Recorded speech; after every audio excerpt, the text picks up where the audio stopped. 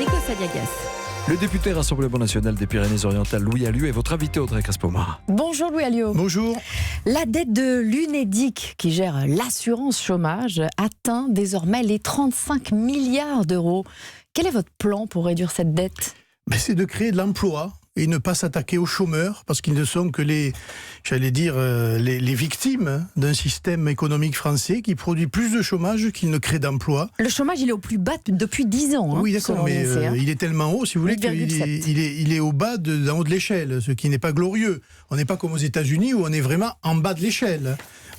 On est plutôt en haut, nous, ce qui prouve que la politique économique menée par ce gouvernement n'est pas la bonne, puisqu'on produit, encore une fois, des emplois, mais qui manifestement ne compensent pas la baisse. Nous, on est à de la création. 8,7%. Vous évoquiez les États-Unis, ils sont à 3,6%, mais le SMIC horaire là-bas est à 6 euros, alors qu'il est chez nous à 10 euros. Donc vous voudriez baisser le SMIC ? Ce n'est pas des systèmes comparables, mais il faut bien reconnaître. Mais c'est vous qui le comparez. Non, mais il faut bien reconnaître qu'on a tapé sur la tête de M. Trump en se moquant de lui, et qu'aujourd'hui, c'est lui qui rigole et nous qui rions jaune.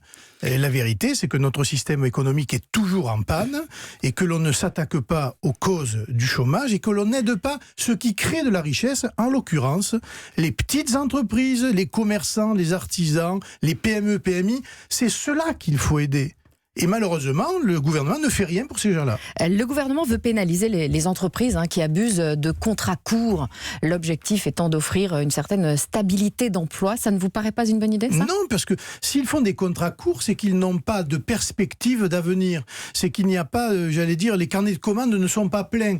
C'est un problème donc de dynamisme de l'économie. Et faire ce constat-là, c'est faire un constat d'échec et c'est pénaliser ceux qui déjà souffrent d'un système fiscal qui oppresse et d'un système social, de plus en plus important, puisque la précarité s'installe durablement dans le pays. Aujourd'hui, un cadre au chômage peut toucher jusqu'à 7 000 euros d'indemnité. Est-ce que vous trouvez ça injuste si ce montant diminue un peu au bout de 6 mois ?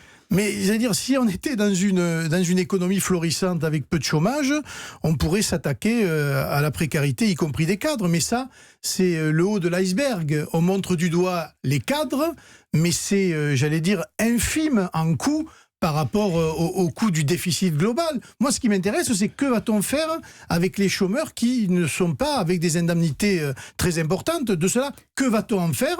Pour l'instant, on ne le sait pas très bien encore et on va étudier ça de près dans les jours qui arrivent. Alors, si le gouvernement veut faire des économies sur l'assurance chômage, c'est aussi pour que les salariés qui démissionnent, les indépendants, puissent avoir droit au chômage. Ça vous paraît normal que les indépendants n'aient pas droit au chômage ? Non, ça c'est évidemment pas normal. Mais donc c'est une bonne chose. Oui, mais c'est l'assurance chômage.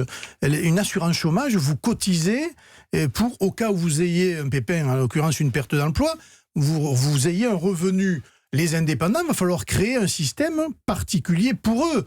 Et ils payent déjà beaucoup trop d'impôts et de charges et de lourdeurs administratives. Et je me demande bien ce que va faire le gouvernement pour cette profession particulièrement, cette classe sociale, on va dire, qui aujourd'hui souffre énormément parce que tout simplement l'économie est au ralenti. Et Louis Alliot, au municipal, vous serez de nouveau candidat à Perpignan, où vous avez été battu en 2014. Il y a 5 ans, vous aviez refusé de porter l'étiquette du Front National. Est-ce qu'en 2020, vous porterez l'étiquette du Rassemblement National ? Je porterai l'étiquette du Rassemblement local. Ah bah. Parce que je vais faire une liste de large ouverture avec des socio-professionnels, des personnes qui ne sont pas de ma formation politique. Mais qui ne veulent pas de cette étiquette Rassemblement National ? Parce qu'ils ne le sont pas. Ils vont se positionner sur ma personnalité et sur le projet municipal lui-même, en dehors des étiquettes. Parce qu'aujourd'hui, au niveau local, les étiquettes comptent beaucoup moins qu'elle ne comptait auparavant. Et je pense que cette élection municipale, principalement, va démontrer qu'il y a des projets à soutenir et peut-être des étiquettes qu'il faudra mettre de côté. Mais comment se fait-il que l'étiquette Rassemblement National soit encore un fardeau dont vous avez besoin de vous débarrasser? Mais je vous signale que ce n'est pas tout à fait vrai, parce que les autres partis ne mettent pas forcément leur étiquette non plus. Oui, mais vous avez gagné les européennes, donc on pourrait estimer que c'était plus un fardeau. Il ne faut pas mélanger les élections. L'élection européenne est une élection très politique et très partisane. Les élections législatives sont aussi des élections politiques et partisanes.